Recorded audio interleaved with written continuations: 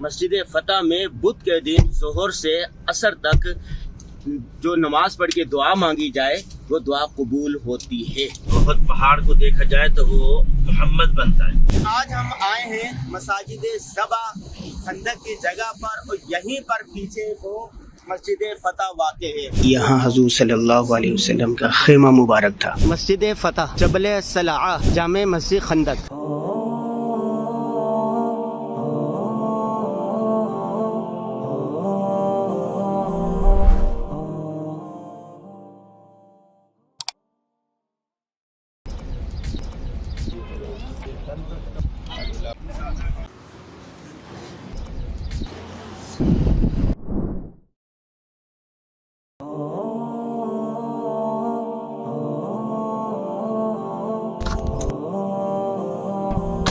بسم اللہ الرحمن الرحیم۔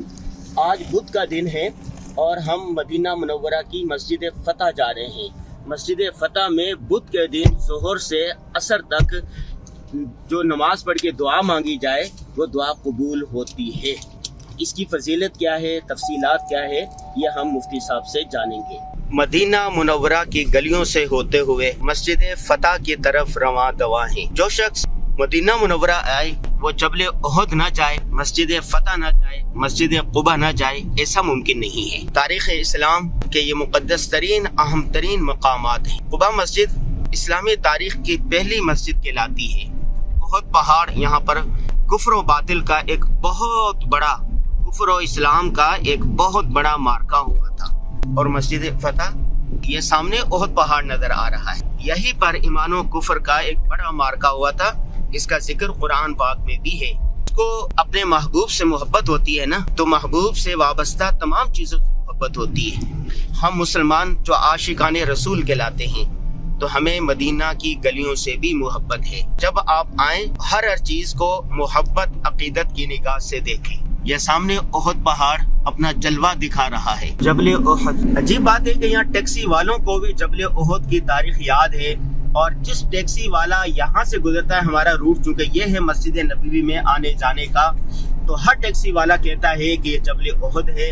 حضور صلی اللہ علیہ وسلم نے فرمایا تھا کہ احد ہم سے محبت کرتا ہے اور ہم احد پہاڑ سے محبت کرتے ہیں۔ اب احد پہاڑ کے قریب جائیں تو تمام پہاڑوں سے اس کا نقشہ، اس کی رنگت، اس کی وضاحت بالکل الگ ہی ہے۔ ہم مکہ سے مدینہ آئے تو راستے میں پہاڑ ہی پہاڑ تھے، لیکن یہ پہاڑ یہ بالکل الگ ہے، وکری ٹائپ کا ہے۔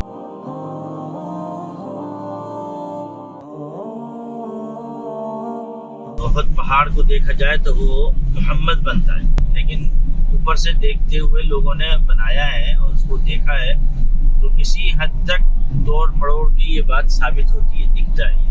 آج ہم آئے ہیں مساجد سبا خندق کی جگہ پر، اور یہیں پر پیچھے وہ مسجد فتح واقع ہے۔ مفتی صاحب بتائیں گے غزوہ خندق کہاں ہوئی تھی، مساجد سبا کی تاریخ کیا ہے، اور مسجد فتح کی فضیلت کیا ہے۔ مفتی صاحب۔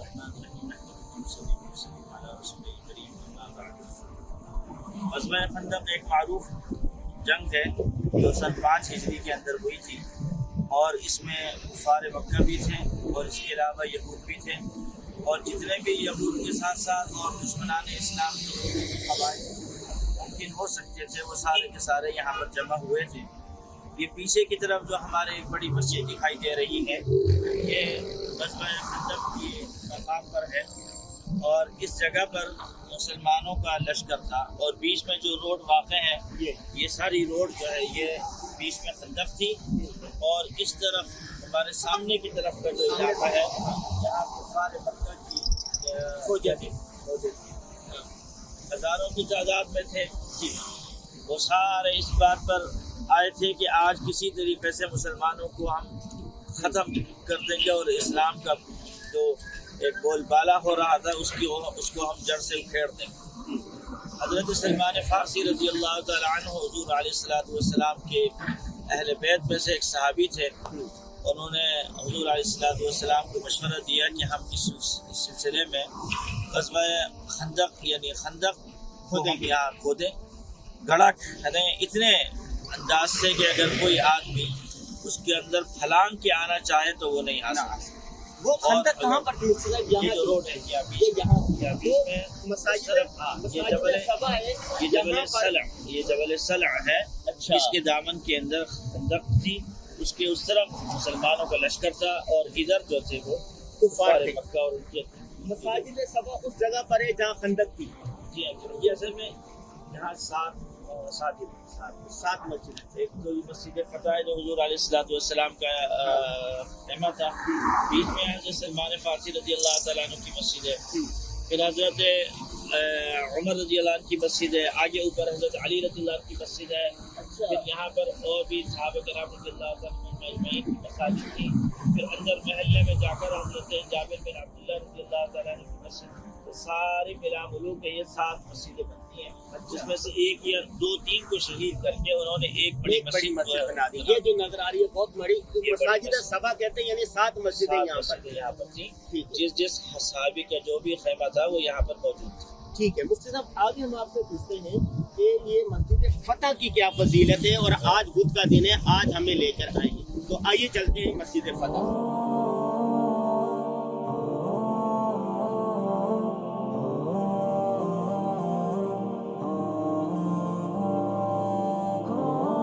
ہم یہاں کھڑے ہیں مسجد فتح میں، جو حضور پاک سرکار دو عالم صلی اللہ تعالیٰ علیہ وسلم کے خیمے کی جگہ تھی غزوہ خندق کے موقع پر. یہ ہمارے پیچھے جو یہ پہاڑ، سامنے جو یہ پہاڑ ہے، یہ جبل صلع ہے، اور اس پہاڑی کے عقب میں، اس پہاڑی کے ساتھ ساتھ خندق کھودی گئی تھی، جو یہاں سے تقریباً مسجد مستراح سے وہ شروع ہوئی تھی، جو کہ غزوہ احد کے جانتے ہوئے جو راستہ آتا ہے وہاں پر.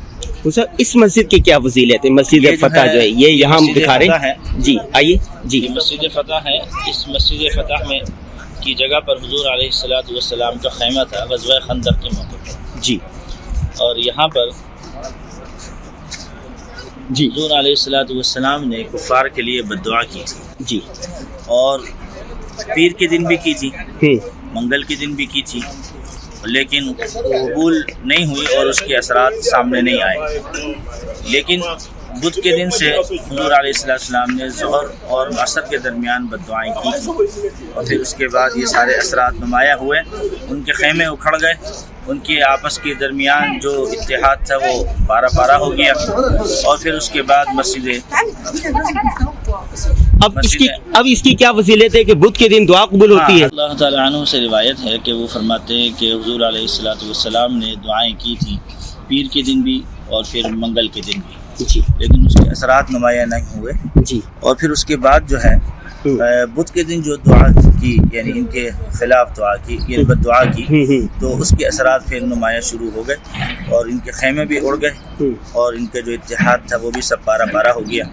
تو اس سلسلے میں فرماتے ہیں کہ جب بھی مجھے کوئی مشکل پیش آتی تھی، اچھا ان کا گھر بھی یہیں نزدیک ہے، فرماتے ہیں کہ جب بھی مجھے کوئی مشکل پیش آتی تھی، کوئی معاملہ ایسا ہوتا تھا، دعا کی نوبت، اہم ترین کوئی معاملہ ہوتا تھا، تو میں یہاں آ کر دعا کرتا تھا. حضور علیہ السلام نے دعائیں فرمائی تھی بدھ کے دن ظہر اور عصر کے درمیان، تو میں بھی یہیں آ کر ظہر اور عصر کے درمیان دعا کرتا تھا، اور پھر جو بھی مشکل سامنے آتی ہے وہ پوری ہو جائے گا. تو یہ سارے مسلمان اسی واسطے یہاں آتے ہیں؟ وہاں آتے ہیں اسی. ہم نے بھی ابھی 2 رکعت پڑھی ہے، آج بدھ کا دن ہے اور ظہر اور عصر کا درمیان ہے. جی جی، یہاں پر آ کے دعا کریں انشاءاللہ العزیز. بہت ساری ایسی دعائیں جو ہم نے بھی یہاں کی، الحمدللہ ساری اللہ جل شانہ قبول و منظور فرمایا. ماشاءاللہ. تاریخ اسلام کے بڑے مارکوں میں سے ایک غزوہ خندق ہے. غزوہ خندق مدینہ منورہ میں اس مقام پر لڑی گئی تھی. یہ جو مسجد کے مینار نظر آ رہے ہیں، یہاں پر صحابہ کرام تھے، اور یہ جو روڈ نظر آ رہا ہے جہاں پر بسیں نظر آ رہی ہے، یہاں پر خندق تھی، اور اس طرف کفار کا لشکر تھا. یہاں پر 7 مسجدیں تھیں. مسجد حضرت علی رضی اللہ تعالیٰ عنہ کا مکان تھا، حضرت سلمان فارسی کے خیمہ تھا، حضرت ابو بکر صدیق کا خیمہ تھا، مختلف. تو وہاں پر یہ مسجد بنا کر مساجد سبا یعنی 7 مسجدیں بنا دی گئی ہے. اور یہ جو نظر آ رہی ہے مسجد فتح اس کو کہتے ہیں. یہ رسول اللہ صلی اللہ علیہ وسلم کا خیمہ تھا. رسول اللہ صلی اللہ علیہ وسلم نے چند دعائیں مانگی تھی. پیر کے دن مانگی, پھر بدھ کے دن مانگی, پھر جمعرات منگل کے دن مانگی. پیر کے دن منگل کے دن قبول نہیں ہوئی, لیکن بدھ کے دن مانگی تو قبول ہو گئی. تو کہتے ہیں ایک صحابی ہے وہ کہتے ہیں کہ جب بھی مجھے کوئی مسئلہ پیش آتا میں مسجد میں آتا اور بدھ والے دن آتا, ظہر اور عصر کے درمیان آتا, دعا کرتا تو میری وہ حاجت پوری ہو جاتی. اسی روایت کو برقرار رکھتے ہوئے تمام مسلمان بزرگان دین بدھ والے دن ظہر سے عصر کے درمیان اس مسجد فتح آتے ہیں, 2 رکعت نوافل پڑھتے ہیں اور دعا کرتے ہیں اپنے حاجات کے پورا ہونے کے لیے. بہت سارے لوگوں کے تجربات ہے کہ ان کی دعائیں قبول ہوئیں. اندر سے یہاں حضور صلی اللہ علیہ وسلم کا خیمہ مبارک تھا. یہ مسجد فتح یہاں خیمہ تھا. مسجد فتح کے اندر کے مناظر. مسجد فتح جبل صلاح جامع مسجد خندق. جی آج بدھ کا دن تھا, مدینہ منورہ میں تھے اور مسجد فتح میں آئیں تو غزوہ خندق کے موقع پر یہاں پر یہ جو مسجد نظر آ رہی ہے یہاں رسول اللہ صلی اللہ علیہ وسلم کا خیمہ تھا اور یہاں پر دعا قبول ہوئی تھی. تو کہا جاتا ہے کہ جو شخص بھی بدھ کے دن ظہر سے عصر کے درمیان یہاں پر آئے اس کی دعا قبول ہوتی ہے. ہم فیملی کے ساتھ آئے تھے, بچہ پارٹی نے بھی, ہم نے بھی 2 رکعت نماز پڑھ کر نفل پڑھ کر اپنے لیے, امت مسلمہ کے لیے, سب کے لیے دعا مانگی. آپ بھی جب کبھی مدینہ آئے تو مسجد فتح ضرور آئیں اور بدھ والے دن ظہر سے عصر کے درمیان میں آئیں. تو یہ جو پیچھے نظر آ رہا ہے آپ نے دیکھ لیا, یہ سارا یہ ساری جو جگہ آپ کو نظر آ رہی ہے یہ ساری جگہ غزوہ خندق تھی. یہاں پر خندق تھی اور یہاں پر صحابہ کرام تھے, اس طرف جو نا کفار تھے, اور یہاں پر رسول اللہ صلی اللہ علیہ وسلم کا خیمہ تھا. یہ ولاگ کیسا لگا آپ ہمیں بتائیے گا. السلام علیکم ورحمۃ اللہ وبرکاتہ.